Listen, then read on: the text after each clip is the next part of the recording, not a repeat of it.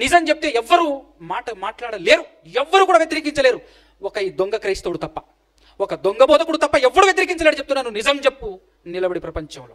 రాముడు దేవుడా, యేసుక్రీస్తు దేవుడా అనే డైలాగ్ నన్నే అడిగాను అనుకోండి, నేనేం చెప్తే తెలుసా సమాధానము? ఏం ప్లాట్ఫామ్ అసలు, ఏం క్వశ్చన్ అసలు, అది అద్భుతమైన క్వశ్చన్ అసలు అనిపించింది నాకు అసలు. ఎందుకంటే అదే క్వశ్చన్ మన దగ్గరికి వస్తే డైలమాలో పడిపోడు క్వశ్చన్ అడిగిన వ్యక్తి. అంటే ఇప్పుడు ఒరిజినల్ ఎవరు అనే క్వశ్చన్ అడుగుతాడా అడగడా? అది కదా అద్భుతమైన అవకాశం మనకు. ఏ మానవుడు బైబిల్ ప్రకారంగా అనగా నిజం ప్రకారంగా ఏ మానవుడు దేవుడు కాడు, దేవుడు ఎప్పటికీ మానవుడు కాడు.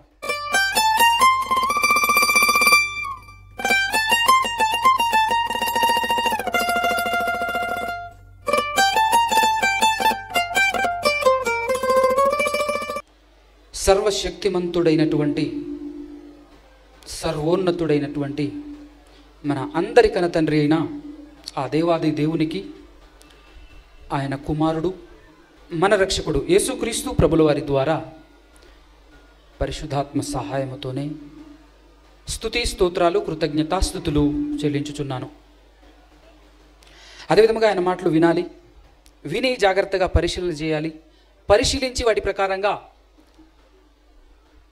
మనసును హృదయాన్ని మార్చుకొని క్రీస్తులా బ్రతికి దేవుడున్న మహాలోకానికి చేరుకోవాలి అనే ఆలోచన కలిగి నేర్చుకోవాలి అని వచ్చి కూర్చున్నటువంటి మీ అందరికీ, అదేవిధముగా ఈ కార్యక్రమం ఈ విధంగా జరగటానికి వెనకాల ఉండి సపోర్ట్ చేస్తూ పని చేస్తూ కష్టపడినటువంటి వారికి, అలాగే ఈ సభకు పెద్దగా ఉన్నటువంటి అన్నగారికి క్రీస్తు పేరటనే నా యొక్క శుభములు వందనాలు తెలియజేస్తూ ఉన్నాను.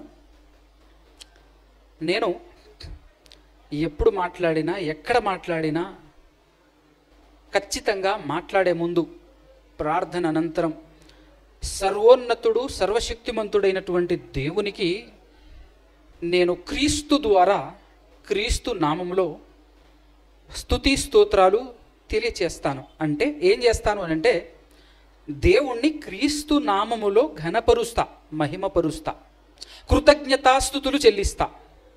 ఏడు అర్థమవుతుంది మీకు? ఎందుకు అని అంటే మనందరికీ దాదాపుగా అందరికీ తెలిసినటువంటి వచనమే. నేను చెప్పను, మీరే ఒకసారి ఓపెన్ చేసి చదవండి. ఎఫెసీ పత్రికలో ఉంటుంది, కొలస్సీలకు రాసినటువంటి పత్రికలో కూడా ఉంటుంది. ఆ వచనం ఒకసారి చదివి ఓపెన్ చేసి చదివి వినిపించండి, ఎందుకంటే మీకు కూడా బాగా తెలిసినటువంటి వచనమే అది. ఎఫెసీలకు రాసినటువంటి పత్రిక 5వ అధ్యాయము 19వ వచనం.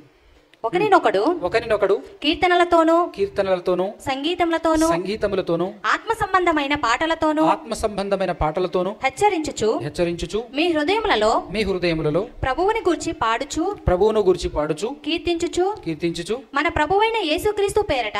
బాగా వినండి ఈ మాట బాగా వినండి.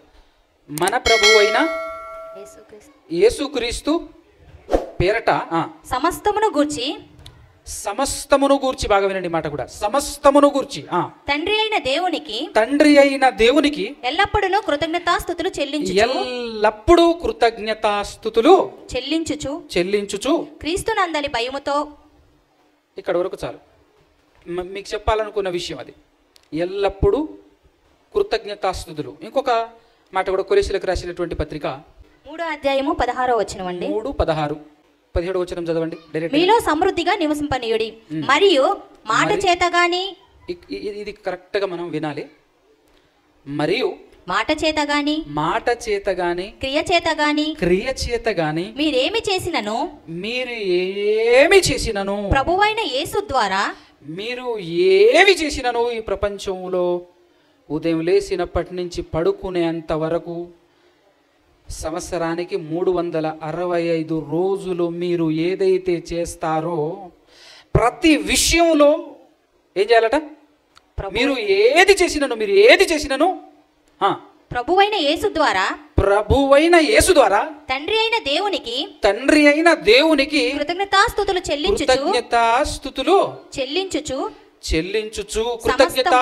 చెల్లించుచు సమస్తమును ఆయన పేరట. ఎవరి పేరట?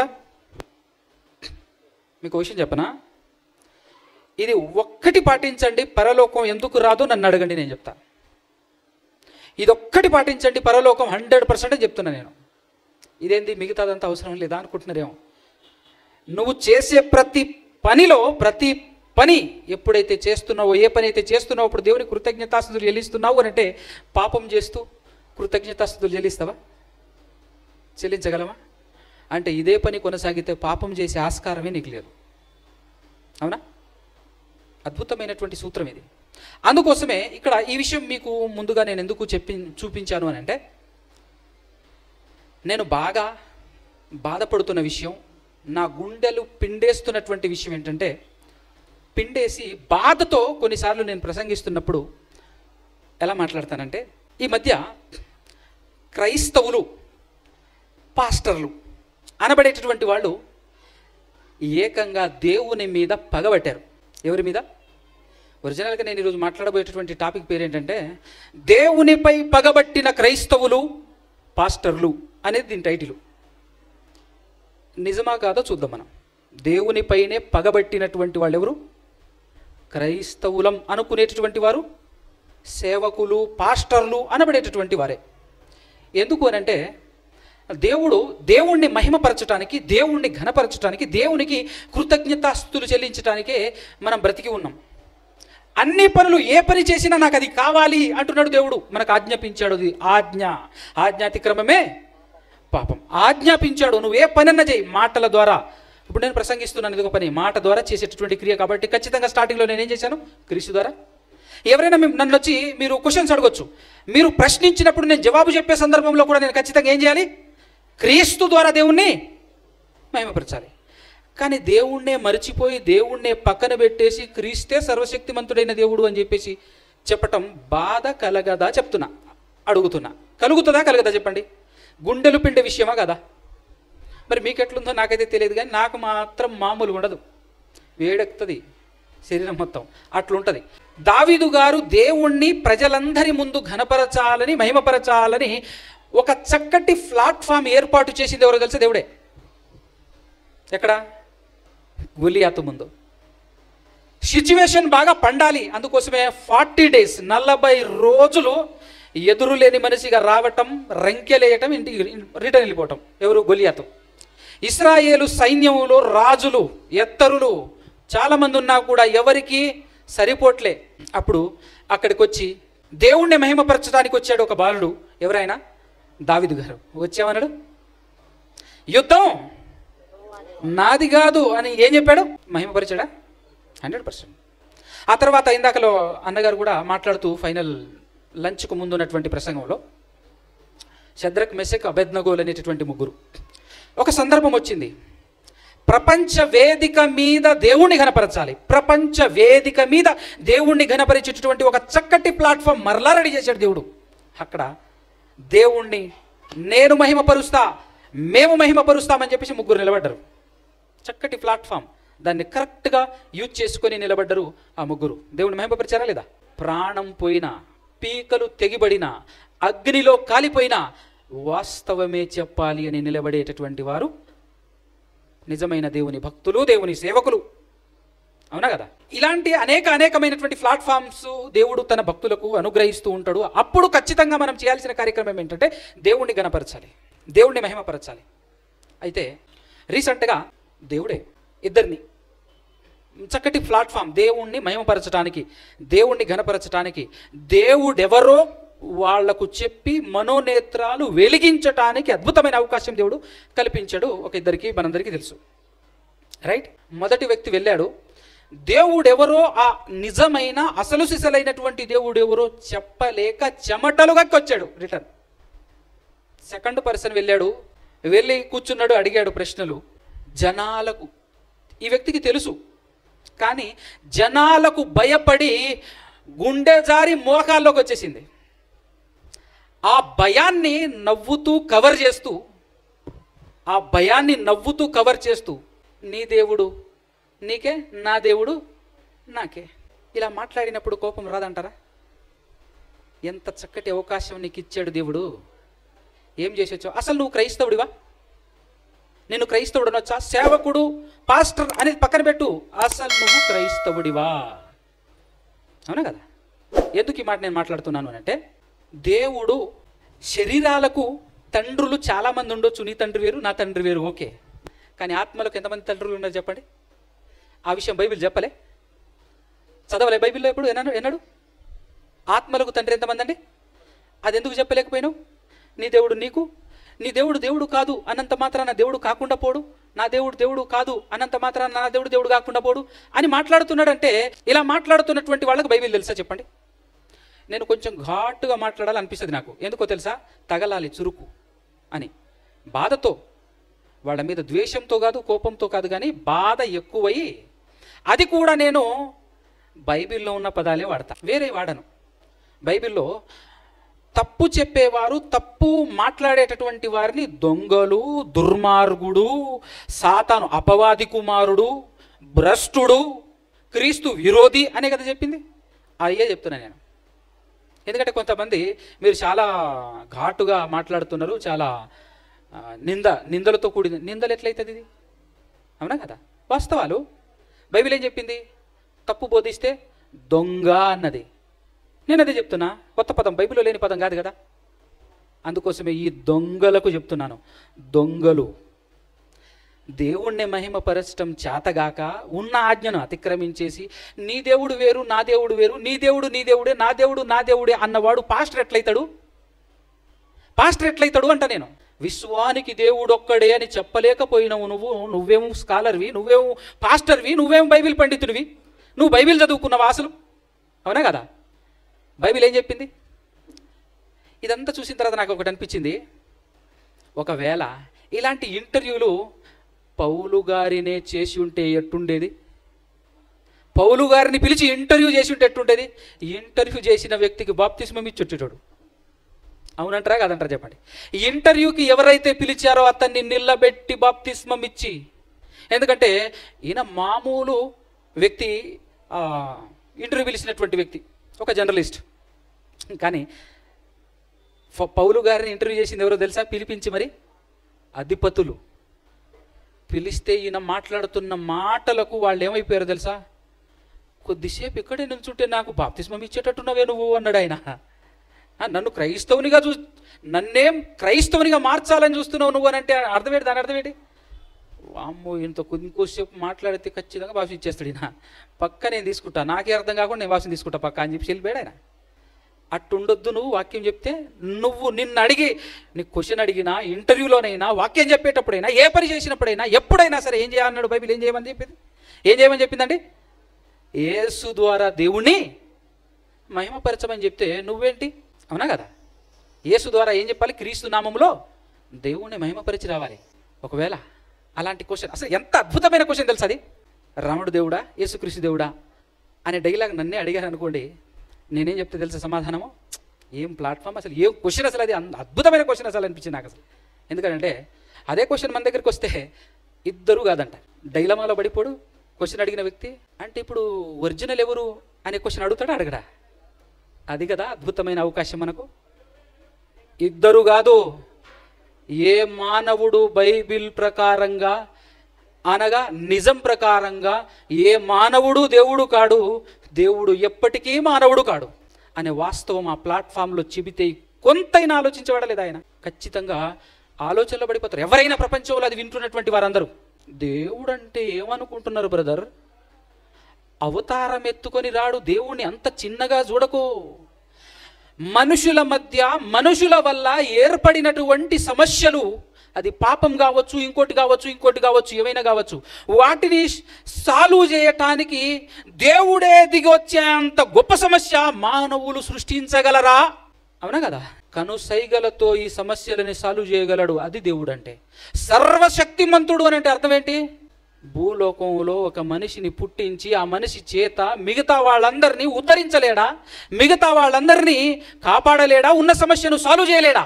అవునా కదా? దూతలను పంపించగలడు, మనుషులను పుట్టించగలడు, ఎన్నో పనులు చేయగలడు, అన్ని చేయటానికి సమర్థుడు అని అన్నప్పుడు అంత శక్తిమంతుడు ఎంత గొప్పవాడు అని అంటే బైబిల్ చెప్పింది ఆకాశ మహాకాశములు సైతం పట్టజాలవు అన్నప్పుడు నువ్వు ఏ రేంజ్లో ఆలోచిస్తున్నావు దేవుని గురించి? దీన్ని బట్టి ఆలోచిస్తే నేడున్నటువంటి సమాజంలో క్రైస్తవులు అనబడినటువంటి వాళ్ళు, పాస్టర్ అనబడినటువంటి వాళ్లకు దేవుడు అర్థమయ్యాడంటారా? అర్థం కాలే, బొత్తిగా అర్థం కాలేదు. అందుకోసమే ఏమని మాట్లాడుతుంటారు అని అంటే, తండ్రి కుమార పరిశుద్ధాత్మ ముగ్గురు ఒక్కరే దేవుడు, ముగ్గురు ఒక్కరే దేవుడు అని మాట్లాడే బ్యాచ్ ఒకటైతే, ఇంకొక బ్యాచ్ ముగ్గురు ఒక్కరే కాదు, ముగ్గురు వేరు వేరే, ముగ్గురు ఒక్కటై ఉన్న దేవుడు అంటుంటారు. ముగ్గురు ఒక్కటై ఉన్న దేవుడు అంటుంటారు. అసలు ఆ బోధలో ఎన్ని కన్ఫ్యూజాలంటే, మనం కరెక్ట్గా కూర్చొని వాళ్ళు చెబుతున్న దాన్ని బట్టి, బైబిల్లో ఉన్న వచనాన్ని బట్టి టక టక టక టక కూర్చొని క్వశ్చన్స్ కనుక వేస్తే ఫైనల్గా వాళ్ళు చెప్పి మాట ఏంటో తెలుసా? ఇది బ్రతికుండగా మనకు అర్థమే సిద్ధాంతం కాదబ్బా, ట్రినిటీ త్రిత్వం అనేది, ఇది బ్రతికుండగా మనకు అర్థం కాదు, అంతే, అలా నమ్మాలి అంతే అంటాడు. ఎందుకంటే చాలామంది చెప్పటం నేను విన్నాను, అంతే అలా నమ్మాలి అంతే. అప్పుడు దేవుడు నేను తంతే ఏడబోయి పడతావు. నువ్వు అంతే అన్నావు అనుకో, ఆయన అదంతే, ఆ తర్వాత పోతావు నరకానికి, అక్కడ వెళ్తావు. యేసుక్రీస్తు ప్రభుల వారే తనంతటి తాను ఏం చెప్పాడో తెలుసా? యోహాను సువార్త 8:16 ఒకసారి చూడండి. 8:16 ఒక మాట యేసు ప్రభు చెప్పాడండి, వినండి జాగ్రత్తగా. నేను ఒక్కడనై ఉండను, ఒక్కడే కాదు, నేను ఒక్కడే కాదు అనేటటువంటి విషయం అర్థమవుతుందా లేదా? ఈ మాట ఎందుకు చదివిస్తున్నాను అంటే, ఈరోజు చాలా మంది అపార్థం చేసుకుంటున్నారు కదా. ఏమని? వాళ్ళిద్దరు ఒకటే, వాళ్ళిద్దరు ఒకటే, ఒకరే, ఇద్దరు ఒక్కరే, ఇద్దరు ఒక్కటే అని రకరకాలుగా మాట్లాడుతున్నటువంటి వాళ్ళకి అర్థం కావాలి. నేను చెప్పట్లే ఈ మ్యాటర్, ఎవరు చెప్తున్నారు?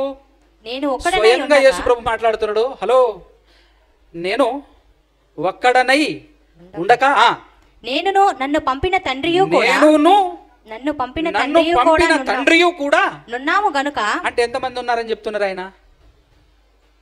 పక్కా అక్కడే ఎంతమంది ఉన్నామని చెప్తున్నాడు ఆయన? ఇద్దరు కదా. అంత మాత్రమే కాకుండా మొదటి యోహాను పత్రికలో ఏం చెప్తున్నాడో చూడండి ఒకసారి. 2వ అధ్యాయము 22వ వచనం, 2వ మాట చదవండి. మొదటి యోహాను పత్రిక 2వ అధ్యాయము 22వ వచనము 2వ లైన్, 2వ మాట. తండ్రిని కుమారుని ఏమంటున్నాడండి? తండ్రిని కుమారుని ఒప్పుకొనని, కుమారుణ్ణి ఒప్పుకొనని వీడే క్రీస్తు విరోధి. ఇప్పుడు ఇద్దరున్నారు అని ఒప్పుకుంటేనే క్రైస్తవుడు. ఇద్దరు కాదు ఒక్కరే అన్నాడు అనుకో, వాడెవడు? బైబిలే చెప్తుంది కదా. క్రీస్తు విరోధి ఎవడు? తండ్రి ఉన్నాడు అని ఒప్పుకోవాలి, కుమారుడు ఉన్నాడని ఒప్పుకోవాలి. ఇప్పుడు తండ్రి ఎవరు? తండ్రి ఒక్కడే దేవుడు అని మనం చెప్పామనుకో, నువ్వు చెప్పినావు, బైబిల్ చెప్పిందా? అంతే కదా. తండ్రి ఒక్కడే దేవుడు అని ఒప్పుకోవాలి అని మనం అన్నాం అనుకో, నువ్వే చెప్పినావు అన్న వాళ్ళ కోసం ఒక వచనం చూపిద్దాం, ఒక వచనం చదువుదాం. మొదటి కొరింథీ పత్రిక 8వ అధ్యాయం 6వ వచనం. మొదటి కొరింథీయులకు రాసినటువంటి పత్రిక 8వ అధ్యాయం 6వ వచనం. బాగా వినండి. ఆకాశం అంటే అక్కడ ఉట్టి ఆకాశం కాదండి. ఆకాశంలో ఉంది హెవెన్, అంటే పరలోకం గురించినటువంటి భావన కలిగినటువంటి వర్డ్ అది. పరలోకమందును భూమి మీదనైనను దేవతలు అనబడినవి ఉన్నను. మనకు ఎంతమంది దేవుళ్ళు ఉన్నారు? ఒక్కడే దేవుడు ఉన్నాడు. ఆయన ఎవరట? తండ్రి. అంటే తండ్రి ఎవరు? తండ్రిని ఒప్పుకోవాలి. తండ్రి ఎవరని ఒప్పుకోవాలి? తండ్రి ఒక్కడే దేవుడు, తండ్రి ఒక్కడే దేవుడు అని ఒప్పుకోవాలి. యేసుని ఎవరిని ఒప్పుకోవాలి? అదే యోహాను పత్రికలో 4:15 చదవండి. యేసుని ఎవరిని ఒప్పుకోవాలో చెప్తున్నాడు అక్కడ. మొదటి యోహాను పత్రిక 4:15. యేసు దేవుని కుమారుడు అని ఎవడైతే ఒప్పుకుంటాడో వానిలో దేవుడు నిలిచి ఉన్నాడు. దేవుడు ఎవరిలో ఉన్నాడట? ఇప్పుడు చెప్పండి. ఎవరైతే యేసును దేవుని కుమారుడు అని ఒప్పుకుంటారో, అవునా కదా. ఇప్పుడు క్రీస్తు విరోధి ఎవరు? ఇద్దరు ఉన్నారు అని ఒప్పుకోవాలి, ఆ ఇద్దరిలో దేవుడు ఒక్కడే అని ఒప్పుకోవాలి, ఇంకొక ఆయన దేవునికి కుమారుడు ఒప్పుకోవాలి. అలా ఒప్పుకున్న వాడే క్రైస్తవుడు. అలా కాకుండా కన్ఫ్యూజన్గా ఇద్దరు ఒకటే అని, ఇద్దరు ఒకరే అని రకరకాలుగా మాట్లాడుతున్నటువంటి వాళ్ళందరూ ఎవరు? క్రీస్తు విరోధులు. అక్కడే 2వ పత్రికలో 8 చదవండి. 2వ పత్రికలో 8వ వచనం, 8, 9, 10 వచనాలు చదవండి. అలాంటి వాడే వంచకుడును క్రీస్తు విరోధినై ఉన్నాడు.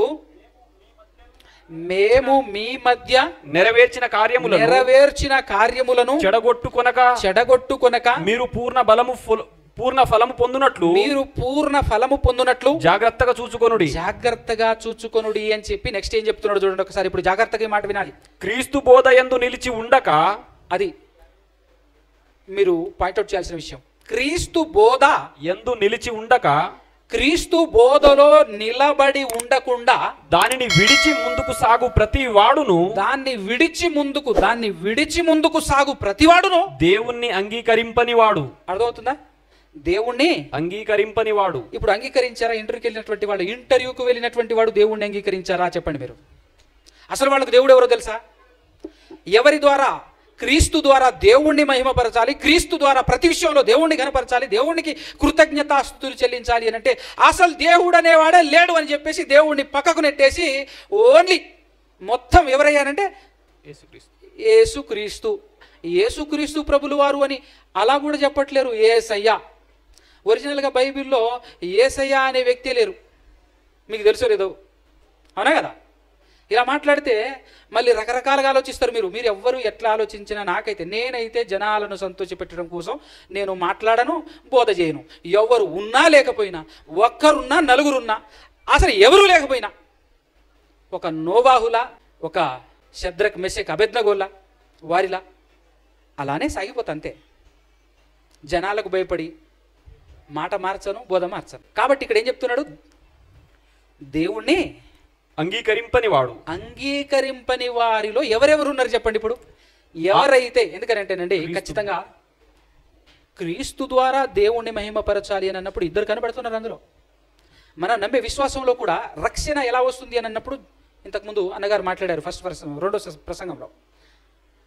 విశ్వాసం, యేసును మృతులలో నుండి దేవుడు లేపాడు అని నీ హృదయంలో విశ్వసిస్తేనే నీకు రక్షణ. ఇప్పుడు ఈ విషయం కాకుండా యేసే దేవుడు అని మాట్లాడుతున్న వాళ్ళకి రక్షణ ఉందా?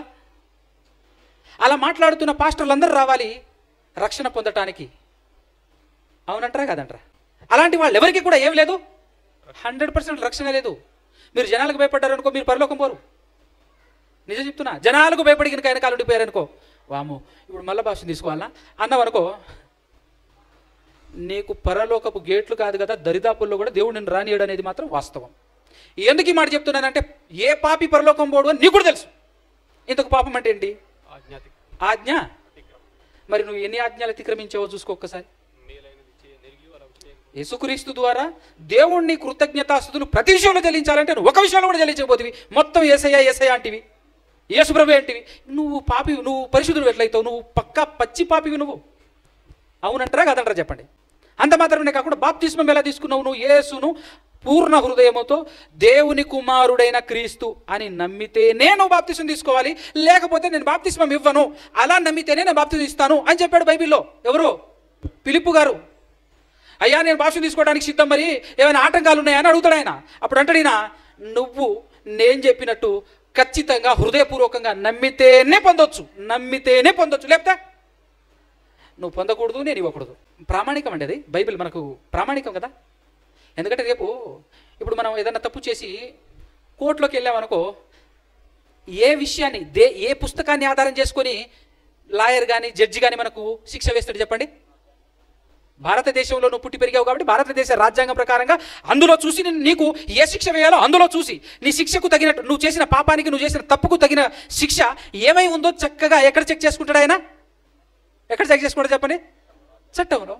ఇప్పుడు దేవుని ముందు నిలబడ్డావు అనుకో, దేవుడు ఏ చట్టం ప్రకారంగా నిన్ను తీర్పు తీరుస్తాడు, నిన్ను నరకానికి పంపిస్తాడు? ఇప్పుడు చెప్పండి. ఇదే కదా, బైబిలే కదా. అందుకోసమే ప్రతి క్షణం చెక్ చేసుకుంటూ పోనీ. ఎందుకంటే ఈరోజు బోధకులు ఎట్లున్నారు అని అంటే, ఒక బొమ్మను గీసి ఆ బొమ్మే మీ అమ్మ అని నమ్మించే ప్రయత్నం అసలు మామూలుగా చేయరు. వాళ్ళ వాక్చాతుర్యం చూస్తే దిమ్మ తిరిగి మైండ్ బ్లాక్ అవుతుంది. అసలు ఒక్కోసారి మామూలుగా మాట్లాడరు. ఉన్న విషయాన్ని వాక్యం అట్లుంటే వాక్యం చదివించి మరి దాన్ని ఇంకో కోణంలో తిప్పటంలో మహానుభావులు, అసలు తిరుగులేని పండితులు అసలు చెప్పొచ్చు. వాళ్ళని ఎంత ఘోరంగా, ఎంత భయంకరంగా మోసం చేస్తున్నారో మనం గమనించాలి. అందుకోసమే అన్నాడు యేసుక్రీస్తు ప్రభువారు, ఉట్టిగనలే. ఏమని? అనేకులు నిత్య నాశనానికి వెళ్తారు నాయన, కొందరే వస్తారు. ఆ కొందరు ఎవరు తెలుసా? వినబడుతున్న ప్రతి మాటని వాక్యానుసారంగా ఉందో లేదో చెక్ చేసుకుంటూ ముందుకు సాగేటటువంటి వారే వెళ్తారు. బోధకుల్ని చూసి, ఎక్కువ మంది గుంపు ఎక్కడున్నారో ఆ గుంపును చూసి అంచనా వేసుకుంటూ ముందుకు వెళ్తే అలాంటి వారికి మాత్రం 100% పరలోకం లేదు. అర్థమవుతుందా? అందుకోసమే ఇప్పుడు చూడండి జాగ్రత్తగా, కంటిన్యూషన్ చదవండి ఆ మాట. ఆ బోధయందు నిలిచి ఉండువాడు, క్రీస్తు బోధయందు క్రీస్తు బోధ ఇప్పటివరకు ఏం చెప్పానంటే, క్రీస్తు బోధను వదిలేసి ముందుకు దాటేటటువంటి వాడు దేవుణ్ణి అంగీకరింపని వాడు. అంగీకరింపడట. ఒకవేళ క్రీస్తు బోధలోనే ఉంటే, ఆ బోధయందు నిలిచి ఉండువాడు, ఆ బోధయందు నిలిచి ఉన్నటువంటి వాడు తండ్రిని బాగా వినండి మాట, బాగా వినండి మాట, బాగా వినండి మాట. ఎందుకంటే వినట్లేరు ఎవరు, అందుకోసమే చెప్పాల్సి వస్తుంది. తండ్రిని కుమారుణ్ణి అంగీకరించువాడు, తండ్రిని కుమారుణ్ణి అంగీకరించువాడు ఎవరట? ఎవరైతే క్రీస్తు బోధలో ఉంటారో వాడు మాత్రమే ఎవరెవరిని అంగీకరిస్తారట? తండ్రిని కుమారుణ్ణి అంగీకరిస్తారట. అందుకోసమే యేసు ప్రభు తన బోధలో తానేం చెప్పాడు తెలుసా? నేను ఒక్కడినే కాదు, ఇద్దరు ఉన్నాం మేము అని చెప్పాడా లేదా? నేను ఒక్కడిని కాదు, నన్ను పంపిన నా తండ్రి కూడా ఉన్నాడు అని నమ్మాలే మీరు. లేకపోతే మీరు నా బోధలో లేనట్టే. క్రీస్తు బోధలో ఉన్నవాడు ఖచ్చితంగా ఇద్దరు ఉన్నారు అని నమ్మాలి. ఒకరు తండ్రి, ఒకరు కుమారుడు. కుమారుడేమో క్రీస్తు, తండ్రి ఏమో దేవుడు. దేవుడు ఎంతమంది మనకు? అవునా కదా? దేవుడు ఒక్కడే. ఏ కులమైనా, ఏ మతమైనా, ఏ వర్గమైనా, ఏ దేశమైనా, ఏ ప్రాంతమైనా. బ్రదర్, నువ్వు నన్ను ఇంటర్వ్యూ చేస్తున్నావు, బాగానే ఉంది, కానీ నా బాధ, నా ఆవేదన తెలుసా? నువ్వు కూడా చస్తే నరకానికి వెళ్తావు తెలుసా అని మనం మాట్లాడితే గుండె దడబుట్టాలి. ఇంటర్వ్యూ అయిపోయిన తర్వాత ఆలోచించాలి మనడు. నువ్వు ఎన్ని క్వశ్చన్స్ అన్నాయి, నా తపన నిన్ను కాపాడాలని, నువ్వు నరకానికి జారిపోకూడదని, నువ్వు భయంకరమైన శిక్షలోనికి పోకూడదని. నీ తండ్రి, నా తండ్రి, నీ దేవుడు, నా దేవుడు, మనందరి దేవుడు అక్కడ ఉన్నాడు, ఒకే ఒక్కడు, సృష్టికర్త అని చెబితే ఎంత బాగుండేది, ఎంత అద్భుతంగా ఉండేది. ఆలోచించేటోడా లేదా? ఈ విధంగా క్రీస్తు బోధలో ఉన్నటువంటి వాళ్ళందరూ ఖచ్చితంగా ఎవరెవరిని ఒప్పుకోవాలి? ఇలాంటి బోధ తేకుండా వాళ్ళు వచ్చారు, ఏదో మాట్లాడారు, వినకు, ఇద్దరొకటే వాళ్ళిద్దరు ఒకటే అనుకుంటూ వస్తారు చూసా చాలామంది. అలాంటి వాళ్ళ గురించి ఏం చెప్తున్నాడో, అలాంటి వాళ్ళు ఇంటికి వస్తే, మీ ఇంటికి వస్తే ఏం చేయాలో చెప్తున్నాడు చూడండి. ఎవడైనను ఈ బోధను అంటే క్రీస్తు బోధను అంటే తండ్రి ఉన్నాడు, కుమారుడు ఉన్నాడు, తండ్రి ఒక్కడే దేవుడు, కుమారుడు ఆయన క్రీస్తు అని బోధించే బోధ. ఈ బోధ తేకుండా ఎవరైనా మీ యొద్దకు వచ్చిన ఎడల, మీ దగ్గరికి వచ్చిన ఎడల వానిని మీ ఇంట చేర్చుకొనవద్దు. ఏం చేయొద్దు? వానిని మీ ఇంట చేర్చుకొనవద్దు. ఒక అన్యున్నైనా చేర్చుకో, లాభం ఉంటుందేమో, కానీ అలాంటి వాడిని మాత్రం పొరపాటున ఇంట్లో కూడా రానియకంటున్నాడు. నేను కాదంటున్నది, ఇది ఆజ్ఞ నా కాదా? కింద చూడు. శుభమని వానితో చెప్పను, శుభము అని కూడా వానితో చెప్పను వద్దు, చెప్పను కూడా చెప్పొద్దు అంటున్నాడు. ఆజ్ఞనా కాదా? దీన్ని ఎంతమంది పాటిస్తున్నారు? అవునా కదా? దీనికోసం కూడా పోతారు మీరు నరకం. శుభమని వానితో చెప్పువాడు, శుభము అని వానితో చెప్పువాడు వాని దుష్ట క్రియలలో పాలివాడవుతాడు. చూసారా? దగ్గర కూడా రానియకూడదు, ఇంట్లో కూడా రానియకూడదు అని చెప్పేసి మాట్లాడుతున్నప్పుడు అంతటి దౌర్భాగ్యమైన దొంగ బోధ, భయంకరమైనటువంటి బోధలోనికి నువ్వు వెళ్తున్నావంటే, అసలు అలాంటి వాళ్ళు ఇంట్లోకి రానియొద్దురా నాయనా అని అంటుంటే, వాళ్ళందరూ మరి కళ్ళద్దాలు పెట్టుకొని చదువుతారా బైబిల్ని? కళ్ళు మూసుకొని ఇట్లా బైబిల్ చదువుతారా? నాకైతే అర్థం కాదు. కానీ ఈ వచనం చూపిస్తారండి వాళ్ళు, అవతల నుంచి మనల్ని అంటుంటారు, ఏమనో తెలుసా, వీళ్ళని రానియొద్దని. నవ్వాలా, ఏడవాలా, బాధపడాలా, ఏమో నాకేం అర్థం కాదు. ఒరే నాయన, దయచేసి కళ్ళద్దాలైనా తీసి, లేదా కళ్ళద్దాలైనా పెట్టుకొని ఇంకోసారి చదువురా, ఆ మాట ఇంకోసారి చదువురా, గట్టిగా చదువురా, కాస్త అర్థమవుతుంది నీకు అని చెప్పాలనిపిస్తుంది. కానీ ఎదురుగుండరుగా, మీలాంటి వాళ్ళని మోసం చేసుకుంటూ తిరగటమే. ప్రతి వచనం జాగ్రత్తగా చూసుకున్నటువంటి వాడే పరలోకానికి చేరుతాడు, లేకపోతే చాలా భయంకరమైనటువంటి ప్రమాదం. అందుకోసమే ఎప్పుడు చూడండి, శేషమే మిగులుతుంటుంది. శేషమే పరలోకం పోయేది. ఎంతమంది అనుకుంటారు? శేషమే. ఆదాము కాలము నుండి ఆ నోవాహు గారి కాలంలో లక్షల మంది ఉండొచ్చు కదా. లక్షల మంది ఉంటే కనీసం వేలల్లోనైనా బయటపడాలి కదా. ఏమండి? పోనీ 100లోనైనా బయటపడాలి కదా. కనీసం 10లలోనైనా బయటికి రావాలి కదా. సింగిల్ డిజిట్ ఎంతమంది? 8. నోవాహు గారి కాలంలోనండి 8 లక్షల మంది ఉండొచ్చు అక్కడ ఆ కాలంలో. అది దాన్ని అంటారు శేషం. శేషమే రక్షింపబడుతుంది ఫైనల్గా, ఏ తరంలోనైనా ఎప్పుడైనా. లోతు గారి కాలంలో ఎంతమంది శేషం మిగిలారు కదా? 4 కనబడ్డారు, తర్వాత ఫైనల్గా 3 బయటకు వచ్చారు. 3 శేషం చూసారు ఎట్లుందో.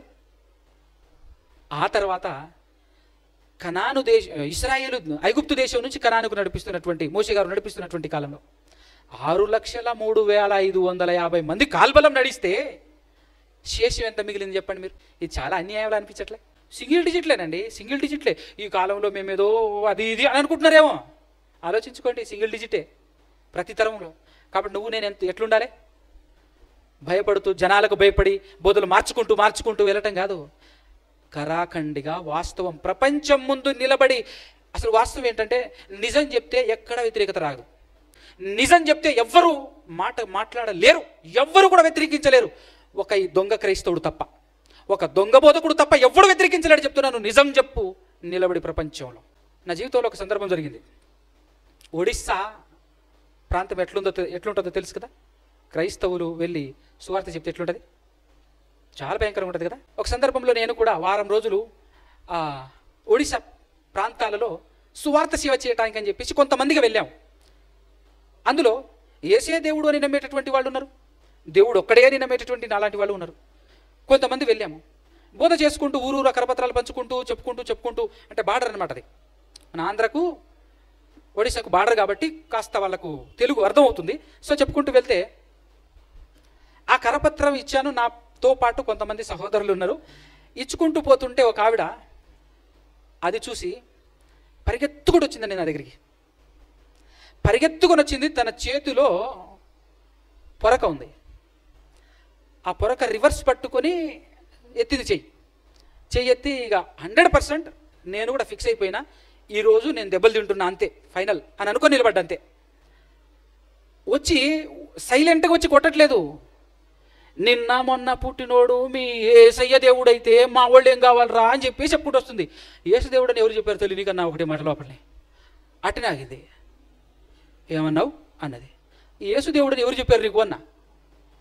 మరి నువ్వేం చెప్తున్నావు అన్నది. నేను మనందరి దేవుడైన ఒకే ఒక్క దేవుని గురించి చెప్పాలని వచ్చినమ్మా. ఎవరు ఆయన అన్నది. మా దేవుడు ఫలానా అని పేర్లు చెప్పింది. నేనన్నాను, ఆ పేర్లన్నీ వాడి ఆయన కాదు, ఈయన కాదు, ఆయన కాదు, ఎవ్వరు కాదు, ఆఖరికి యేసుక్రీస్తు కూడా దేవుడు కాదమ్మా అని అందరి పేర్లు వాడాను. ఇప్పుడు వాళ్ళు దేవుళ్ళని ఎవరినైతే నమ్ముతున్నారో వాళ్ళ పేర్లు కూడా ఉచ్చరించి మరీ చెప్తున్నాను అక్కడ నేను. వాళ్ళు కూడా కాదు దేవుడు, ఈయన కూడా కాదు దేవుడు అనగానే కిమ్మనకుండా సైలెంట్గా నిలబడిపోయింది అంతే. మరి ఎవరు అంట. నా వెనకాల ఉన్నటువంటి వాడు యేసే దేవుడు నమ్మేటోళ్ళు వాళ్ళు తెల్ల ముఖం వేసుకొని చూస్తున్నారు నా వైపు. ఏంద్రా ఈడేదో చెప్తున్నాడు, ఏందిది అని చెప్పేసి వాళ్ళు చూస్తున్నారు వెనకాల. అమ్మా, సృష్టికర్త అయినటువంటి దేవదేవుడు ఎవరో, ఆ దేవుడు ఎవరో తెలియచేయటానికి వచ్చిందే ఈ లోకానికి వచ్చిన వ్యక్తే యేసుక్రీస్తు ప్రభుల వారు. ఆ దేవుడే పంపించాడు తల్లి యేసుక్రీస్తు ఈ లోకానికి. దేవుడెవరో మరిచిపోయారని. దేవునికి రూపం లేదు, దేవుడు నిరాకారుడు, దేవుడు అదృశ్యుడు, దేవుడు కంటికి కనబడడు, అక్షయుడు, అమరత్వం గలవాడు. దేవుడు మనిషిగా అవతారమెత్తి రాడమ్మా. ఈరోజు మనము కొంచెం గొప్పగా బ్రతికి మంచిగా బ్రతికి మంచి పరిపాలన చేసిన రాజులను, మంత్రులను, కొంతమంది బాబాలను, కొంచెం మంచిగా బ్రతికి సహాయం చేస్తూ మానవత్వం చూపిస్తున్నటువంటి వాళ్ళందరినీ కట్టి అందరినీ ఈయనొక దేవుడు, ఆయనొక దేవుడు, ఈయనొక దేవుడు, ఆయనొక దేవుడు అని పెట్టుకున్నాం. కానీ మనందరి దేవుడు ఒకడే అమ్మా. ఆయనకు పేరు లేదు. ఆయన పేర్లన్నీ కూడా ఆయన లక్షణాలే. ఆయన లక్షణాలనే మనం పేర్లుగా పిలుచుకుంటున్నాం. కానీ నీకు నాకు ఉన్నట్టుగా ఒక పేరు ప్రత్యేకంగా ఆయనకు లేదమ్మా అని అంటే ఆవిడ ఆగి నిలబడిపోయి, ఆవిడ మాత్రమే కాకుండా దగ్గర 20-30 మంది వచ్చేసారు. అందరు వింటున్నారు. ఏమన్నారు తెలుసా విన్న తర్వాత? అయ్యా ఆ ముక్క ఎదుగు అక్కడ చర్చి ఉంది, వాళ్ళకి చెప్పయ్యా అంటుంది. అదంతా విన్న తర్వాత అంటే ఆవిడకి ఏమర్థమైంది? ఇది చెప్తే మేము వాళ్ళని ఎందుకు వ్యతిరేకిస్తాం?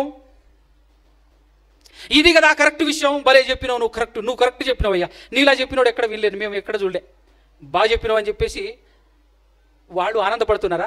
వెనకాల ఉన్నటువంటి వాళ్ళు బిగపట్టుకొని ఉన్నారు. ఎవరు వీళ్ళు? పాస్టర్లు. ఏం బ్రదర్, ఏం ఇంట్లో మాట్లాడినావు నువ్వు? ఏం మాట్లాడినా బ్రదర్? వాస్తవం చెప్పినా, నిజమది అన్నా, అంతేనా? మరి కొంతమంది అర్థం చేసుకున్నారు, ఆలోచించారు, మారారు. కొంతమంది వామ్మో మనం దూరంగా ఉండే పెట్టానుకుంటూ వెళ్ళిపోయారు. ఎట్లుందో చూసారా? అంటే ఇదంతా ఎందుకు చెప్పానంటే వాస్తవం చెప్తే ప్రపంచంలో ఎక్కడ కూడా నీకు వ్యతిరేకత రాదు. పౌలు గారు ఇదే చెప్పుకుంటూ వెళ్ళారండి. ఎక్కడైనా వ్యతిరేకత వచ్చిందా? చాలా మంది దేవుళ్ళను పెట్టి పూజిస్తున్నటువంటి ఎత్తెంచు పట్టణానికి వెళ్ళాడు. వెళ్ళి ఏం చెప్పాడు ఆయన? మీ దేవుడే, మా దేవుడే అన్నాడా? అన్నాడా? అట్లా అన్నాడా? ఎంత అద్భుతంగా ఇచ్చాడు వివరణ. ఓకే, తెలియబడని దేవుడు అని ఒక మాట మీరు రాశారు కాబట్టి మీకు తెలియని దేవుడిని నేను చెప్తాను, ఆయన గురించి నేను చెప్తాను. ఆ దేవుడు ఎవరో తెలుసా? నిన్ను నిర్మించినవాడు, నన్ను పుట్టించినవాడు, భూమి కనపడుతుందా దీన్ని నిర్మించినవాడు, ఈ గాలి అవి పంచభూతాలను నిర్మించినవాడు, వీటిని పరిపాలిస్తున్నటువంటి వాడు అనగానే మరి మిగతా వాళ్ళ సంగతి ఏంటి? ఇక మీకే తెలియాలి. అది వాడు ఏం చేశారో నాకైతే తెలియదు, కానీ నేను చెప్తున్న దేవుడు మాత్రం ఇదంతా నిర్మించాడు తల్లి అని చెప్పేసరికి ఆలోచిస్తారా లేదా? ఆలోచించడం కాదు, సంఘం ఏర్పడిందాడా? ఏథెన్స్ పట్టణంలో అద్భుతమైన సంఘాన్ని నిలబెట్టేశాడు. ఎట్లా మాట్లాడాడు? అలా మాట్లాడితే ఎదుటి ఆలోచించడం, వ్యతిరేకించడం ఏమైనా ఉందా? ఎంత అద్భుతమైన అవకాశాలు. అందుకోసమే నేను మాట్లాడతాను. దొంగలు, సాతాను సంబంధికులు, దుర్మార్గులు, భ్రష్టులు అని చెప్పేసి నేను ఎందుకు మాట్లాడతా? అందుకోసమే. విషయం ఏంటంటే నా పాఠం ఇది ఇంట్రడక్షనే, అలాగని నేనేదో చాలాసేపు చెప్పే ప్రయత్నం ఏం చేయను. నేను చెప్పాలి, మీ ముందు ఉంచాలి అనుకున్నటువంటి పాఠం నేను స్టార్ట్ కూడా చేయలేదు, ఇంట్రడక్షన్ మాత్రమే చెప్పాను.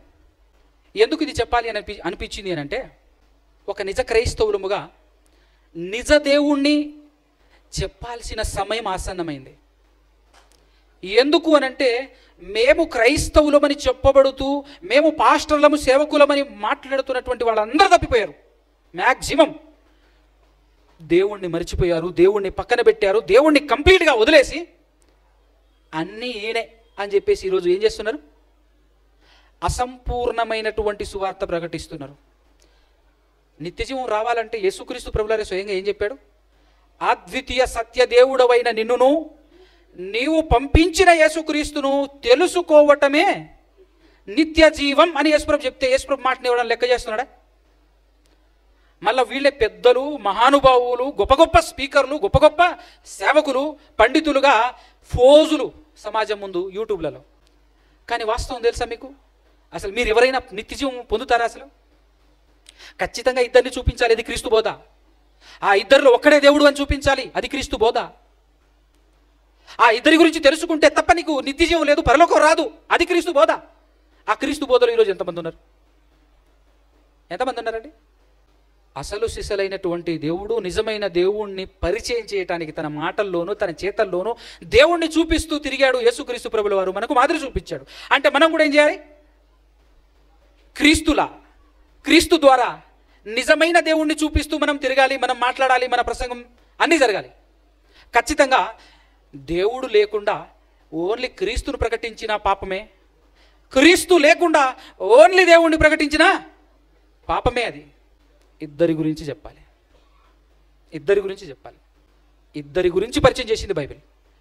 ఫైనల్ ఒక మాట చెప్పి నేను ప్రార్థన చేసేస్తాను. ఆ ఒక మాట ఏంటంటే, క్రీస్తు బోధ ఇప్పుడు యేసుక్రీస్తు ప్రభువారు ఉన్నారు కదా, ఈ క్రీస్తు బోధలో దేవుడు ఒక్కడే, యేసుక్రీస్తు దేవుడు కాదు అని ఓపెన్గా మనం చెప్పడానికి గల కారణం ఒక్కటి చెప్పి నేను ముగించేస్తా. అదేంటిదనంటే, దేవుడు అనగానేనండి ఎవరి మీద ఆధారపడనివాడు, ఎవరి వల్ల ఇతను పుట్టడు, ఎవరి మీద ఆధారపడి బ్రతకడు. అర్థమవుతుందా? ఒక మాటలో చెప్పాలంటే ఇండివిజువల్ అంటే ఆయనకు ఆయనే సపరేటు. ఆయన ఎవరి మీద ఆధారపడ్డు, తనంతట తానే ఉన్నవాడు, ఎవరి వల్ల పుట్టినవాడు కాదు, ఎవరి వల్ల బ్రతికినటువంటి వాడు కాదు, ఎవరి వల్ల నిలబడినటువంటి వాడు కాదు. దేవుడు అంటే అది మనకు అర్థం కావాలి. ఇప్పుడు యెహోవా దేవుడు ఉన్నాడు, ఆయనే దేవుడు అని మనం మాట్లాడుతున్నాం. ఆయన ఎవరి మీదనైనా ఆధారపడినట్లు బైబిల్లో ఉందా? ఎవరైనా చూపించగలరా? ఎవరి మీదనైనా ఆయన ఆధారపడ్డాడా? మానవులకు అవసరమైనటువంటి వాటన్నింటినీ ఆయనే పుట్టించుకుంటూ వచ్చాడు, వాళ్ళ ద్వారా మనుషులకు సహాయం చేసుకుంటూ వచ్చాడు తప్ప ఆయన మాత్రం ఎవరి మీద డిపెండ్ అవ్వలేదు. Independent character. ఇప్పుడు యేసుక్రీస్తుని కూడా మనం దేవుడు అన్నాం అనుకో, ఏమవుతాడు? ఇండిపెండెంట్ క్యారెక్టర్ అవుతాడు. అంటే దేవునికి యేసుక్రీస్తుకు మధ్య ఏ రిలేషన్ లేకుండా కట్ చేసి పడేస్తున్నాం, మనమే కటింగ్ చేసేస్తున్నాం మనం. యేసు దేవుడు అనంటే దేవునికి సంబంధించినటువంటి వ్యక్తి కాదు. అర్థమవుతుందా? ఇప్పుడు జనరల్గా బైబిల్ ఏం చెప్పింది? యేసు గురించి చాలా చెప్పింది, ఒకటి రెండు కాదు, చాలా చెప్పింది. దేవుని యాజకుడు, దేవుని కుమారుడు. ఈ రిలేషన్స్ అన్నీ ఏమైపోతాయి? అంటే దేవునికి యేసుక్రీస్తుకు ఏ సంబంధం లేదు అని ఆ సంబంధాలన్నీ తెంపుతున్నది ఎవరు? పాస్టర్ పేరిట దొంగలే కదా. ఎక్కడిది నీకు ఆ ధైర్యం? ఎలా వచ్చింది నీకు ఆ ధైర్యం? ఒక మాట చూపుతున్నావు, ఒక మాట వినిపిస్తున్నావు సమాజానికి, సత్యానికి దూరం చేస్తున్నావు. ఏ మాట? అమ్మో వాళ్ళు యేసు దేవుడు కాదంటున్నారు, దేవుడు కాదంటున్నారు అంటున్నారు అని అంటే మరి ఎవరైనా అంటున్నారు అని ఒకసారి ఎవరైనా అడుగుతారా? వాళ్ళు అడగరు. ఎందుకంటే వీళ్ళు ఒట్టి వెర్రి గొర్రెలు. మరి ముఖ్యంగా నేను ఇండియన్స్ గురించి మాట్లాడతాను. నేను భారతీయుడిని. భారతదేశంలో మూఢనమ్మకాలకి ఒక పెద్దపీట వేస్తారు. అబద్ధాన్ని ఎక్కువ నమ్ముతారు, నిజం ఎంత చెప్పినా నమ్మరు. సినిమా డైలాగ్ కూడా ఒకటి ఉంది, అబద్ధాన్ని నమ్మినంత ఈజీగా నిజాన్ని నమ్మరట. అందుకోసమే బైబిల్ ఖచ్చితమైనటువంటి బోధన నేర్చుకోకుండా బైబిల్ చేత పట్టుకున్నావు అనుకో, ఈ బైబిల్కి ఉన్నటువంటి ప్రాముఖ్యత ఏంటంటే, బైబిల్ నీకు ఏమీ రాకపోయినా బైబిల్ పట్టుకొని తిరుగు, బతుకుతావు, చచ్చేంత వరకు బతుకుతావు. అది బైబిల్కి ఉన్న బ్యూటీ. అరకొర నేర్చుకొని ఏదో ఒకటి చెప్పుకుంటూ మనుషులకు ఇష్టమైన వాక్యాలు చెప్పుకుంటూ పోయినావు అనుకో, ఖచ్చితంగా చెప్తున్నాను, కోట్లు సంపాదించక తప్పవు. 100% లగ్జరీలే, మామూలు కూడా అంతే. ఎందుకు? చేతిలో బైబిల్ ఉండాలి, మనుషులకు ఇష్టమైన బోధ చెప్పుకుంటూ ముందుకు సాగాలి. పరిపూర్ణంగా నేర్చుకోవాల్సిన అవసరం లేదు. ఏది పడితే చెప్పుకుంటూ బా, నువ్వు లక్షాధికారి అవుతావు. ఉన్న దున్నడు చెప్పుకుంటూ బా, నువ్వు లక్షాధికారివి కావు. కానీ దేవుడు సమాజంలో నిన్నొక ధ్వజముగా వాడుకుంటాడు. దేవుడు సమాజములో తన చేతిలో మనుషులందరినీ శిక్షించే ఒక దండముగా వాడుకుంటాడు. అపోస్తలులు ఏ ఒక్కరు కోట్లు సంపాదించారా? ఈరోజు దొంగలందరూ కోట్లు సంపాదించి దేవుడు ఆశీర్వదించాడంటారు. పౌలు కంటే గొప్పని మనవు, అపోస్తల కంటే గొప్పని మనవు. వాళ్ళకు రానిది నీకెట్లొచ్చింది? దొంగవి. కడుపు తీపి కోసం, కడుపు నింపుకోవటం కోసం అని చెప్పేసి బైబిల్లో లేనిపోని, బైబిల్లో ఉన్న ఒక సిస్టమ్ అది అర్థం కావట్లేదు. బైబిల్ని అర్థం చేసుకునే సిస్టమ్ అర్థం కావట్లేదు. బైబిల్ ఎలా చదివితే, ఏ విధంగా బోధించాలి, ఎలా అర్థం చేసుకోవాలి అనేటువంటి విధానం అర్థం కాకుండా అందరు బోధకులే, అందరు పాస్టర్లే. ఈజీగా డబ్బులు సంపాదించుకోవాలంటే పాస్టర్ అవ్వాలి. డబ్బులు మాత్రమే కాదు, మంచి విలువ ఇస్తారు. ఎర్రి గొర్రెలు అందరు ఎట్లా?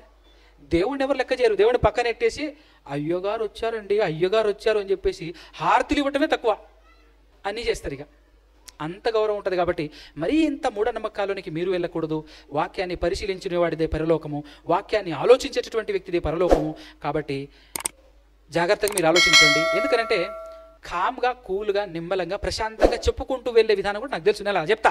కానీ ఈ సబ్జెక్ట్ చెప్పినప్పుడు మాత్రం నిమ్మలంగా చెప్పబుద్ది కదా నాకు.